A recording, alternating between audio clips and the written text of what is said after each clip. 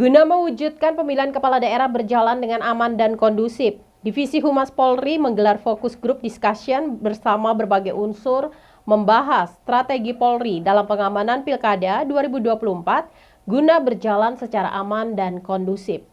Dalam diskusi ini, Polda Jawa Timur memastikan terdapat sejumlah daerah di Jawa Timur yang masuk dalam daerah rawan pada Pilkada serentak November mendatang. Dialog dengan tema strategi Polri dalam rangka pengamanan Pilkada 2024 agar berjalan aman dan kondusif yang digelar oleh Divisi Humas Polri diikuti oleh berbagai unsur terkait. Dialog yang dibuka oleh Penata Kehumasan Polri Utama Tingkat 2 Divisi Humas Polri, Brigjen Polisi I. Komang Dandi Arsana, menghadirkan sejumlah pembicara yakni dari Polri, KPU dan Bawaslu Jawa Timur, serta akademisi atau pengamat pemilu.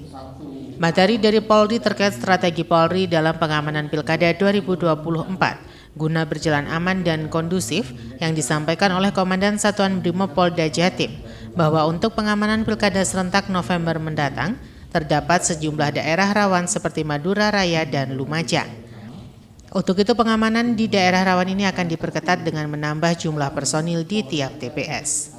Melalui dialog ini masyarakat diajak ikut mensukseskan pemilu kada serentak dan sekaligus berperan dalam menjaga kondusivitas dan menjaga keamanan pada pemilu nanti. Berkaitan dengan situasi atau daerah yang rawan atau daerah itu ada di wilayah Madura Raya itu pilkades, pilkada, pemilu dan sebagainya pasti ada berpotensi bergesekan. Langkah-langkah kami tentunya sekarang ini meningkatkan patroli, kemudian memberikan sosialisasi kepada tokoh-tokoh masyarakat, tokoh agama yang ada di situ untuk dalam program polling system itu untuk mencegah terjadinya kerawanan-kerawanan yang tadi wartawan disampaikan. Jadi jangan sampai nanti gelaran pemilu kada yang mahal ini terganggu. Kami berusaha menciptakan situasi yang aman sehingga gelaran pilkada di seluruh Jawa Timur berlangsung dengan aman. Untuk penjagaan paslon kami ada siapkan untuk cagup itu disiapkan dari Polda, ADC 2, Walapri 4, kemudian ada beberapa item itu ada 19 personel di setiap paslonnya. Kemudian di kabupaten maupun kota, pemilihan bupati maupun wali kota juga disiapkan sejumlah yang sama, tetapi yang dipakai adalah anggota Polres. Sementara Komisioner KPU Provinsi Jawa Timur Insan Koryawan mengatakan bahwa terkait daerah rawan merupakan ranah dari kepolisian. KPU hanya menangani terkait tahapan pelaksanaan pemilu. KPU Jawa Timur memastikan pada Pilkada serentak November, partisipasi pemilih diharapkan meningkat atau sama seperti pemilihan presiden dan legislatif bulan Februari lalu.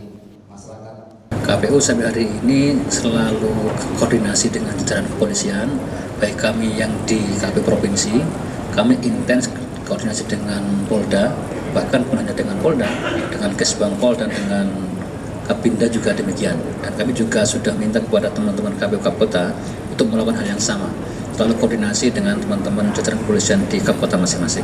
Salah satu upaya kita adalah kita ingin memastikan bahwasanya usia dari penyelenggara di tingkat TPS, KPPS itu tidak boleh melebihi dari 50 tahun.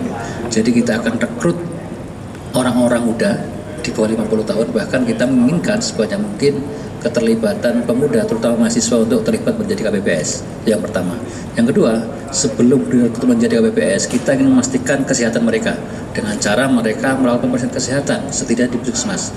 Dan kami juga sudah koordinasi dengan pemerintah provinsi dan teman-teman KPU Kapolda berkoordinasi dengan teman-teman dari pemerintah daerah Kapolda untuk mereka membantu fasilitasi terkait dengan pemeriksaan kesehatan bagi calon anggota KPPS. Itu adalah upaya kami dalam rangka mengurangi hal-hal yang tidak kita inginkan. Ya, kita membagi pekerjaan tidak hanya pada satu orang. Kita akan mendistribusikan pekerjaan sesuai dengan tanggung jawabnya masing-masing. Di TPS itu ada 7 orang yang sudah kita bagi tugas masing-masing. Itu adalah upaya bagaimana agar seseorang tidak overload ketika menangani pekerjaan. Di Di samping tadi, ya kita melakukan pemeriksaan kesehatan sebelum mereka direkrut. Karena kita tidak mungkin kemudian memastikan setiap orang sehat selamanya sampai dengan hari H. Tapi kita berupaya semaksimal mungkin bahwasanya yang kita rekrut adalah orang dalam kondisi sehat walafiat. Simon Alfredo melaporkan.